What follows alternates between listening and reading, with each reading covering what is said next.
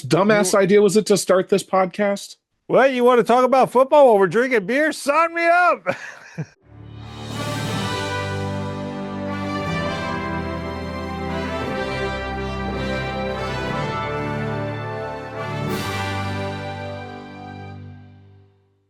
Welcome back to the show. I'm Rob, here with Mike and Joe. This is the Hogs, Hops, and Hope podcast. Hot takes, cold beers, zero credentials. Gentlemen, how you feeling after an 8-game losing streak? I've given up hope. I'm done. Yeah, no more hope. On to the hops. Hops it is. Yes. Goodness. Love it when a plan comes together. There's no more hope left in this season. Oh, we've already been officially eliminated, right? So yes, we are now officially eliminated from the playoffs. So we'll go to the hops. Anyone want to go first? Mike, okay, I'll ahead. go first. Great. Oh, Rob, yeah. I took the easy way out and I went with the old standby Sierra Nevada Pale Ale. It's from Chico, California, and Mills River, North Carolina. Apparently, they brew on both sides of the country. I did not know that.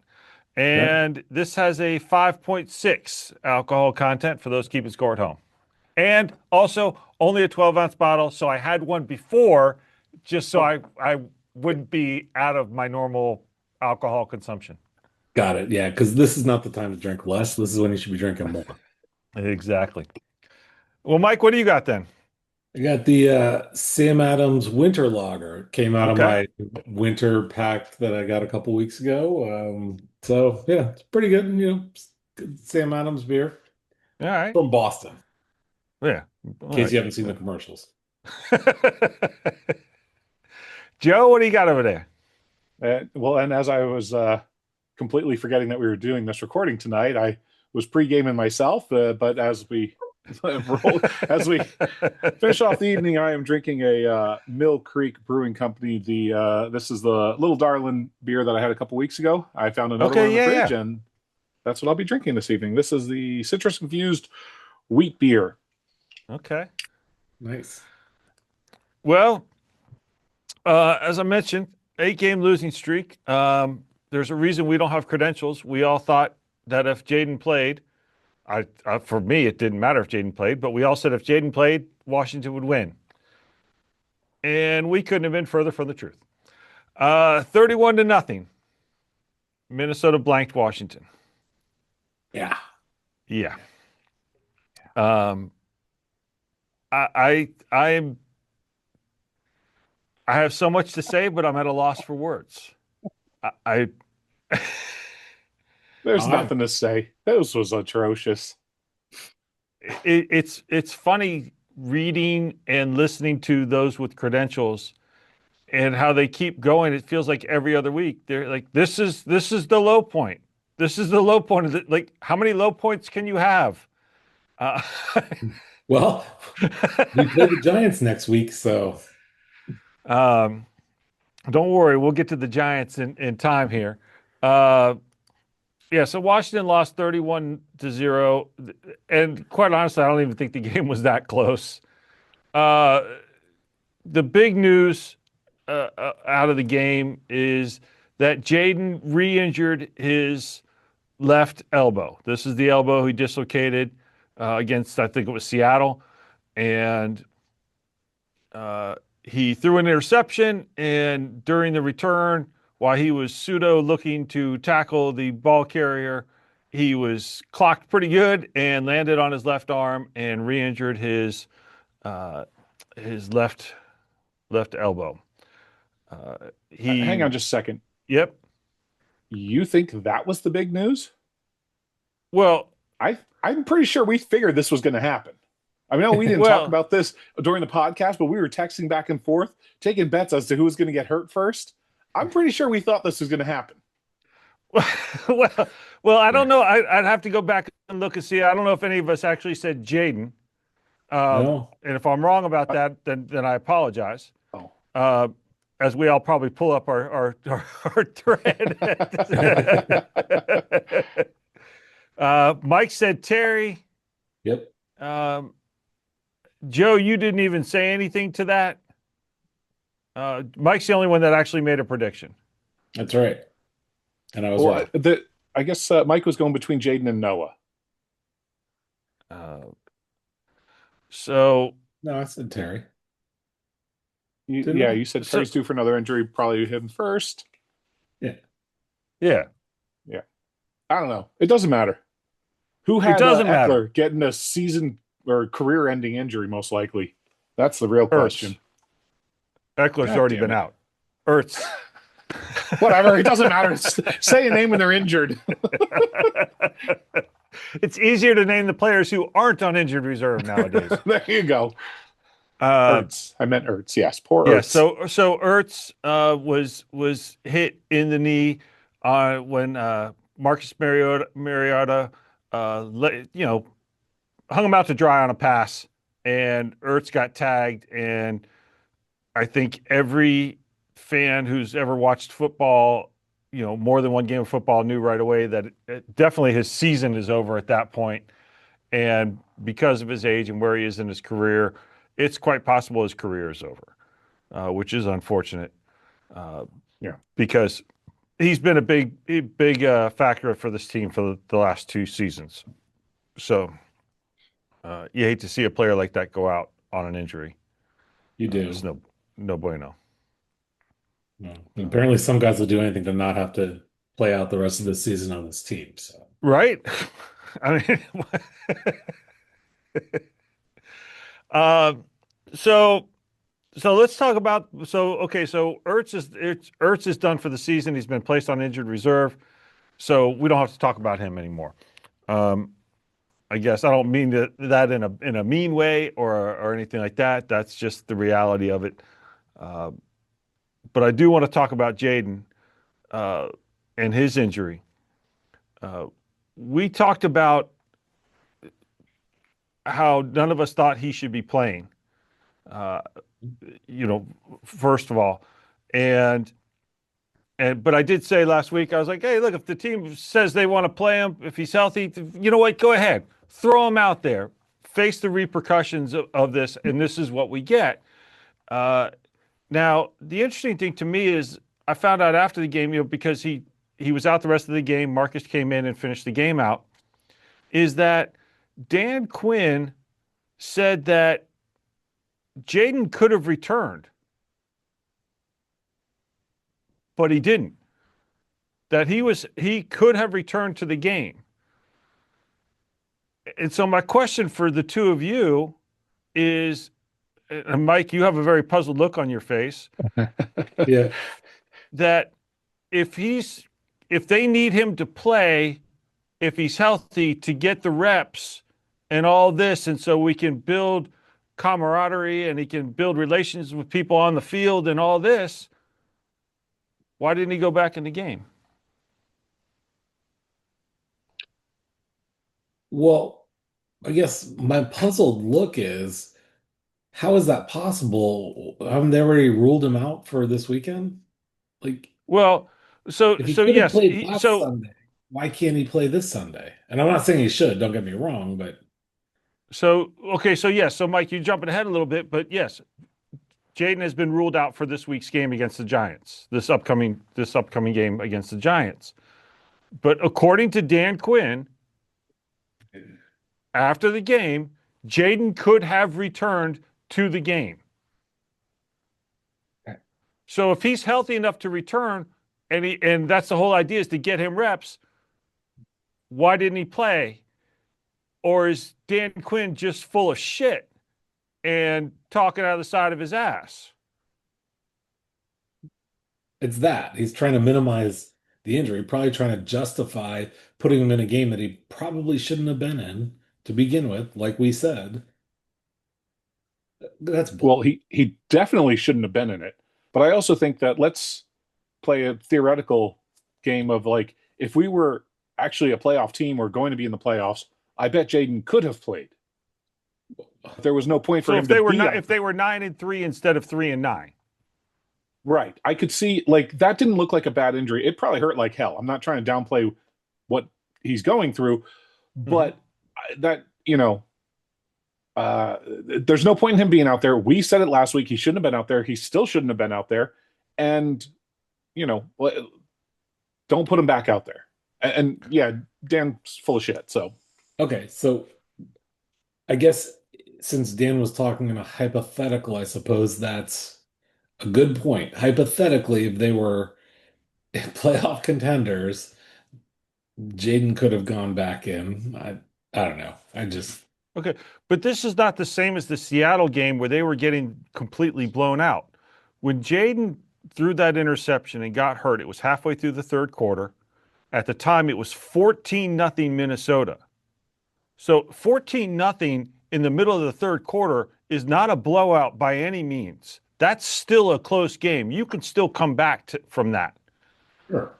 Well, a real NFL team could. Maybe not Washington at this point. But Minnesota went down and kicked a field goal. So it's 17-0. And again, you still have 7 minutes or so, 6 or 7 minutes left of the third quarter. It's still a winnable game. So for me, it goes to the whole game, offense and defense. The team played scared. The coaches coached scared. Dan Quinn was afraid to put Jayden back in, maybe because he learned his lesson from Seattle about having him stay in the game so long. But the play calling was the same thing. The defense, they were scared. They didn't even play any man defense at all. It was all zone.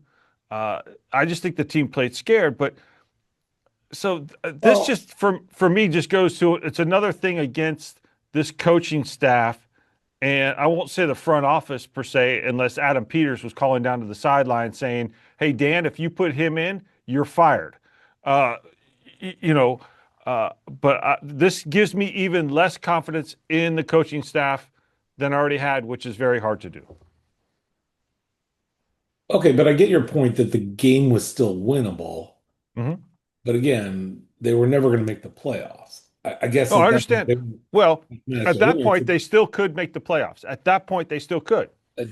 Mathematically. Mathematically, they could still win the division.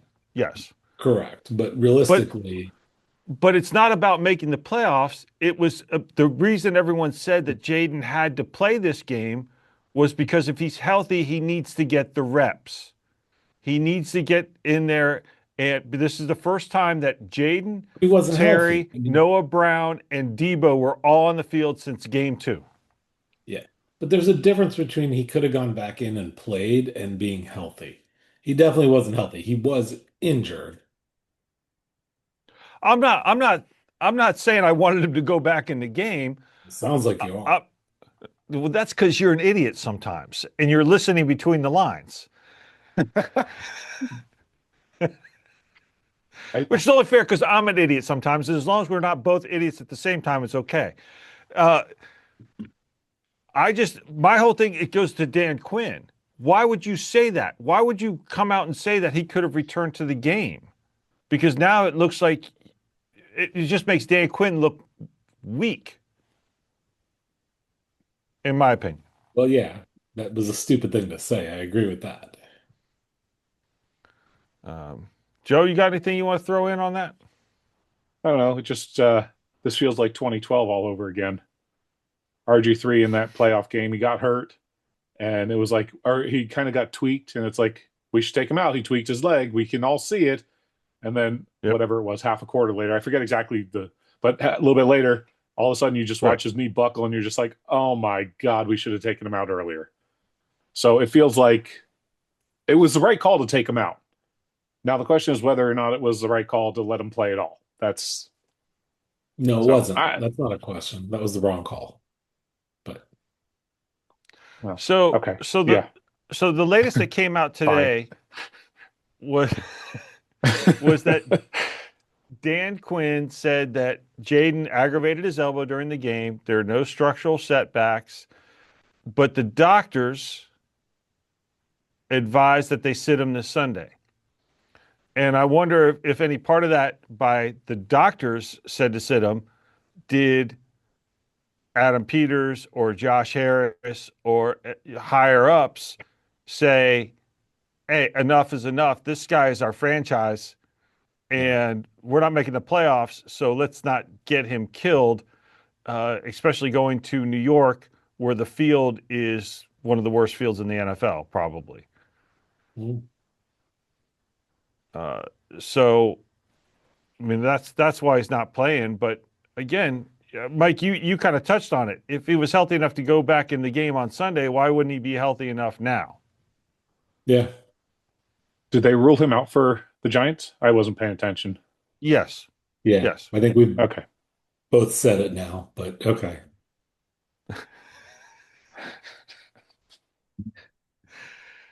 So, I mean, and the fact that it's Wednesday and they're ruling him out already. Screw you. Like, this is not, hey, we're going to wait and see how practice goes. This is, we're going to sit him. Yeah. Whoever Whoever it was, it does feel like there's somebody that was like, this is stupid. Let's stop getting this guy killed for a season that's over. So with that being said, I mean, I think I know what you all are going to respond. Should he play at all the rest of the season? No. No. I mean, we got Giants, Eagles, Cowboys, Eagles. What, you know, I'm not saying tank, but why not? What, I mean, what are we playing for at this point? We're not playing for anything this season. We're playing for a draft pick, as we've talked about. Why would you put your franchise at risk on a guy who's now gotten injured in his last two games he played in? well, according to the experts, Okay. that again, this goes back to why should he have played against Minnesota? He needs the reps because he's missed most of the season now, and he needs to build the rapport with the players on the field. And you need to have that, and also because you of who want the won't be there team. next year. Okay. I know. I know. I'm not shooting the messenger. Yeah. We've all been pretty consistent. I just think the experts are fucking stupid. You know, but now they're slowly starting to change their tune about whether or not he should play. You know, now that he's been ruled out for this game, there's only going to be 3 more games. Yeah, you have to look at it and say, well, do we want to try and improve our? This is not a shot at Marcus, but do they want to try and improve their draft position? You know, and you have to imagine there's players on this team because everybody's on a 1-year contract. They're trying to make a good impression because even if they're not going to be in Washington next year, they want to put on a show. So maybe someone else will sign them. So I don't think the players are going to quit. Maybe the coaches have, but I don't think the players will necessarily quit. Although it seems like it at times, especially after this game, I feel like the defense just gave up. I mean, you allowed J.J. McCarthy to throw for 3 touchdowns and beat you. That's embarrassing. Yeah, no, it was bad. Let's see. So we talked about the injuries. So we'll go the injury report. We'll just, since we were talking about injuries today. So here's the interesting. Jayden Daniels was limited in practice. So he's still practicing, but he's out. Bobby Wagner did not practice because of a knee. Tunsil didn't practice, but that's a rest day because he's a veteran. Same thing with Von Miller. Chris Rodriguez did not practice because of his groin. And cornerback Jonathan Jones didn't practice because of his rib. So, you know, I mean, the Chris Rodriguez, that concerns me a little bit. Yeah. And then we talked about Zach Ertz. He was placed on injured reserve. They signed Chase Edmonds from the practice squad to the active roster, and then added cornerback Kevin Seymour to the practice squad. For those of you that care. Right. So those are the roster moves. I mean, I guess it's as bad as it is. It's not like Washington reached out to 44-year-old Phillip Rivers and asked him to come out of retirement after 5 years and sign him to the practice squad. I mean, okay. Well, that's what Indy did. I mean, that's Daniel Jones got an Achilles injury. He's out for the season, and the Colts' first call was to Phillip Rivers, who hasn't played in 5 years, and he's actually a semifinalist right now to go into the Hall of Fame. And if he gets moved to the active roster, that resets, and he has to wait 5 more years before he gets eligible to be in the Hall of Fame. And the reports I'm reading is that he's 44. 44. He's a 44-year-old grandfather, and he's older than, like, I think the entire coaching staff or something like that. He's looking a little rough, too, a little out of shape. Not that I well, have he hasn't played in 5 years, and he's 44. So, hey, if he makes it and he is the starter, I will be pulling for the Colts because that's just a feel-good Disney story. That would be fantastic. This could really help or hurt his future Hall of Fame nod in the next 5 years. If he wins it, great. I mean, that's like he's a shoo-in. And if he just sucks, then it's like, well, maybe we should reconsider putting him on there. So Nikki Javala from The Athletic posted a stat today. It says only 2 NFL teams have followed a season with a conference championship game appearance with a season with 8 consecutive losses. Yeah, making the records. The other team is the 1990 Cleveland Browns, who lost 8 games in the middle of that season before winning a game. So it sounds like Washington's going to be the first team to go from an NFC Championship game appearance to having a 9-game losing streak. Yeah, because the Giants are favored by 2.5. Now, granted, you do get 3 points for having a home game, and it is in New York, so maybe if neutral field, Washington might be favored by a half point, but I don't see how that's possible. Have the Giants been favored in a game at all this season? Like, good God. Well, this goes back to we said that we thought they would be Washington would be the underdog in all their games moving forward. So we felt good about the Giants. Yeah, we thought I don't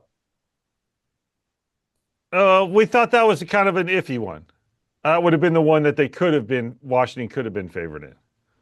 But Washington's riding an 8-game losing streak, and the Giants are riding a 7-game losing streak heading into this. Apparently, the NFL has decided to put it on local access TV at 6 a.m. because that way no one's going to be watching. Okay, so wait. It's not even going to be broadcast in HD either. So hold on. What you're saying is either the Commanders become the first team to ever have a 9-game losing streak. Well, I guess Giants did just quit last year. Yeah, it's after the yeah, okay. Yeah. But it's interesting that we talk about the draft, and right now Washington would have the 6th pick in the draft.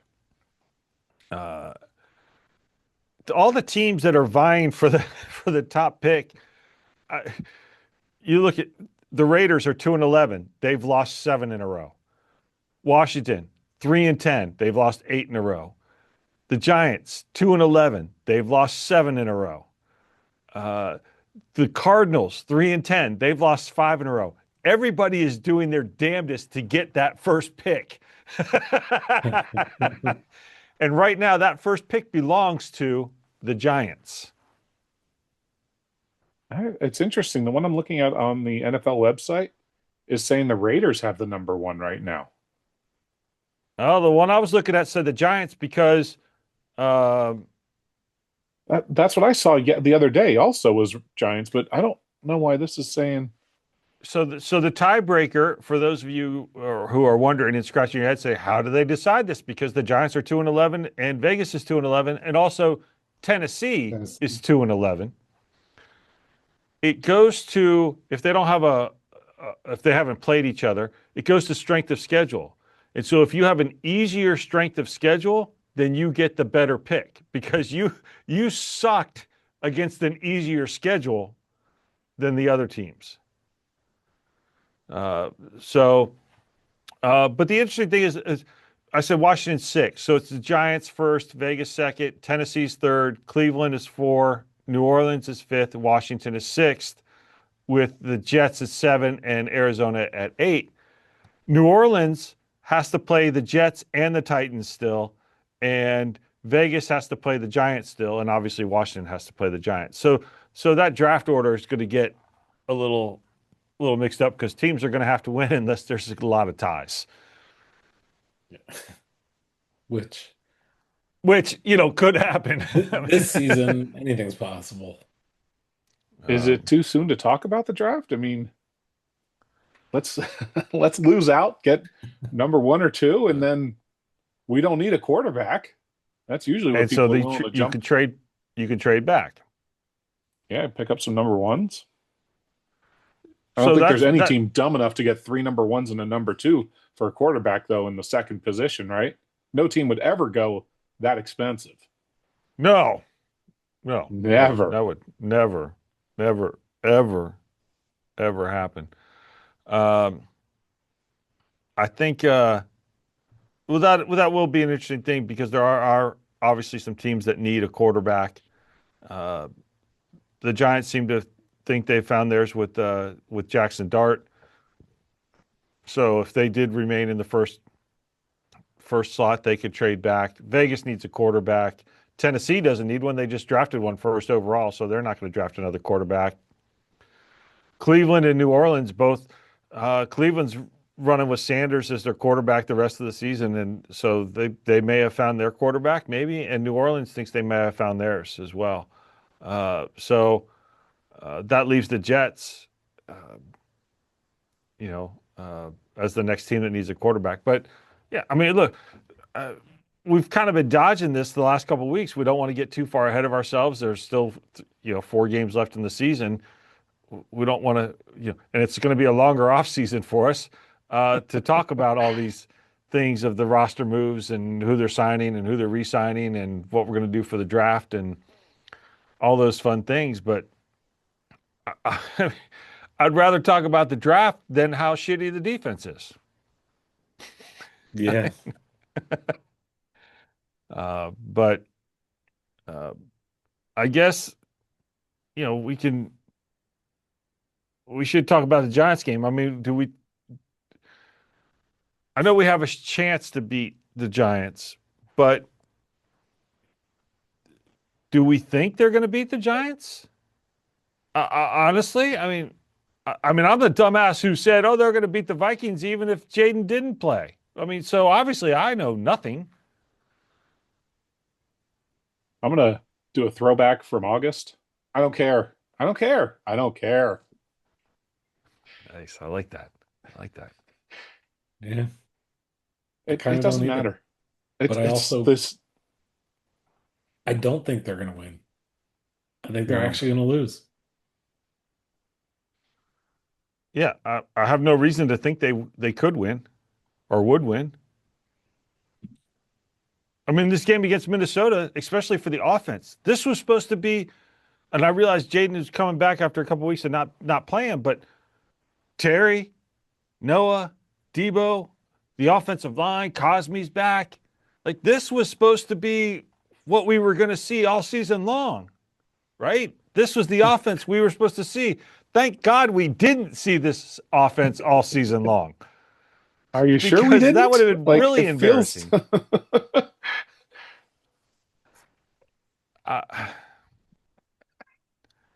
And yeah, I don't this even know offseason. What's that, Mike? I don't even know what to say anymore. It's just depressing to think about this shit show. Yeah. Yeah. I mean, that's, you hate to wish for your team to lose, but I sure wouldn't mind a higher draft pick. I don't necessarily want to draft a player with it. I mean, that's Joe. Yeah. You asked the question: can we start talking about the draft? I mean, I'm already seeing people are posting their mock drafts already.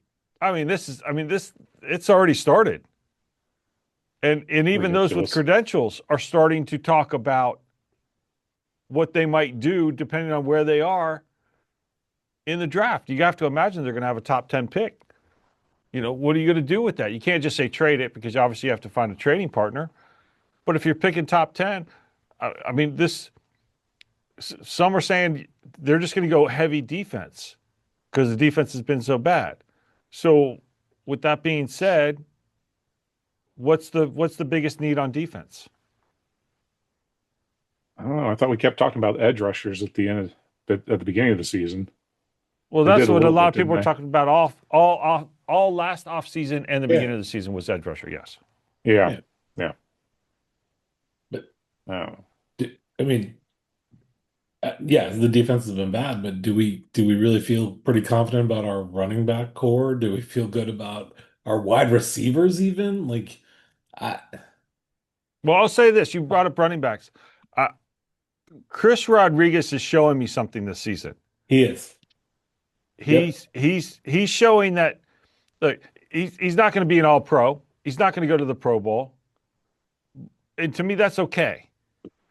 But he's consistently being productive. He had 10 rushes for 52 yards. He's averaging over 5 yards a game. And I think even in the first half, he was averaging close to 8 yards a rush. So I don't, for me, if they went into next season with the same three running backs they have now, with Chris Rodriguez and Nichols and Bill, I'm okay with that. Okay. I don't. Bill's. It's funny. Everyone's like, "What happened to Bill?" Well, Bill, come on, Bill. He's the 7th-round draft pick. He's lucky to be playing. But I think if they went with those three again, I wouldn't have a problem with that, because I think there are bigger needs. But, I mean, yeah, that's fair. I mean, would I like to get a Derrick Henry or something, whatever, or who's the guy in Indianapolis?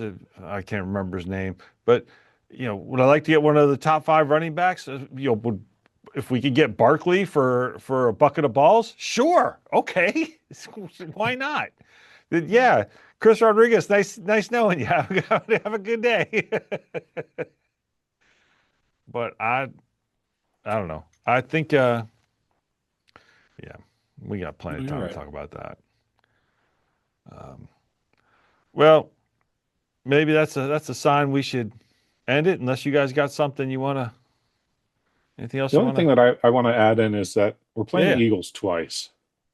It would be a lot of fun to. I know it's not going to happen, but it would be a lot of fun to beat them and knock them out of the playoffs. I don't like. It would just be funny to knock them out, even if it meant that Dallas went in. It would be funny. Well, I don't. Kind of a dick. I'm a dick sometimes, so Well, I don't think. I mean, they haven't guaranteed themselves a spot in the playoffs yet, and I suppose technically there is a good chance they could get out, because the wild cards, as the rankings are now in the NFC, the 3 wild cards are Seattle, San Francisco, and Chicago. Mm-hmm. Seattle's 10-3, and San Francisco and Chicago are both 9-4, and Philly is 8-5. So if Washington beats Philly, and let's just say on the off chance they beat Philly twice, that's then the best Philly could finish is 10-7. I suppose there's if Dallas could win a few games and win the division, then there's a chance that Philly could not make the playoffs. It's not going to happen. It would just be kind of funny. I mean, I'm with you, Joe. I would take that, even if it meant Dallas winning the division. Yeah, because they're not going to go very far in the playoffs, so that doesn't matter. Right. And so and having the Chiefs, they're not looking like they're going to make the playoffs again, or excuse me, they're not going to make the playoffs, and so it's like the two teams that were in the Super Bowl, neither one makes it to the playoffs the next year. That'd be kind of funny. Yeah, I mean Kansas City's 6-7. They're deep doo-doo right now. Yes, they are. Yeah. I mean, they have the same record as the Dolphins. Who would have thought that?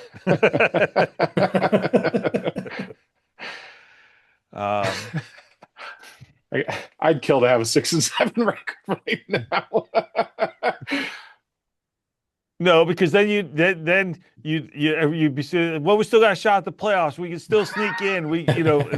And start drinking that Kool-Aid of we can do this if we just get to the playoffs and Jayden's healthy and Jerry's back and Noah's back and Debo's playing and the defense will come around and Dan Quinn will call a good game. I mean, it's better than talking about. We may have lost, but we're not lost anymore. Oh, well, I beg to differ. It's better than talking about the draft in the beginning of December, okay? That's yeah. Hey, we're in the second week of December, Oh, God. Yeah, Dan Quinn with his famous quote, "We may have lost, but we're no longer lost, or we're not lost anymore," after the Denver game. So where does that put this team now? I mean, they had two decent games back-to-back, two overtime games against Miami and Denver. And then they come out and do this. So they're lost again. What I'm hearing. I don't think they were ever really found. That's fair. No, I don't think so. All right. Well, anything else you guys want to throw in? Nope. Well, my beer's done. So that must mean it's time to end the show. That's our timer. That's our timer. All right. So to wrap it up, we got the Giants. None of us think they're going to beat the Giants. It's a crapshoot. I don't think they're going to, but I wouldn't be surprised if they did either. Right. Because the Giants could be doing the same thing we're doing, where it's like, let's tank for higher draft right now. Because we're not rooting for them to lose against the Giants, but if they do, that's okay. We're rooting for, I think we said this last week, we're rooting for everyone that's lower than us in the draft or higher than the draft, however you want to word it. Yes. For them to win, and things just happen. Now, of course, because we're playing a team that's worse than us, that means we're rooting for the Giants to win. I think so. Touche. Okay. Okay. We don't have to root for the Giants this week, technically speaking. They have 3 more games they could play and lose or win or whatever. Lose. I don't even know what teams are supposed to do anymore. A win is a loss is a win. I'm lost, I'm found. I don't know where I am. But I guess that's a good time to wrap it up. Anyway, thanks for watching. As always, we do appreciate it. Click subscribe, leave a comment, like the video or whatever you do, because it'd be cool if you did. And until next week, when we talk about the exciting game against the Giants, and we move closer and closer to talking about the draft and the offseason and full time. Thanks for tuning in, and we will see you next week. Bye. Bye. See ya.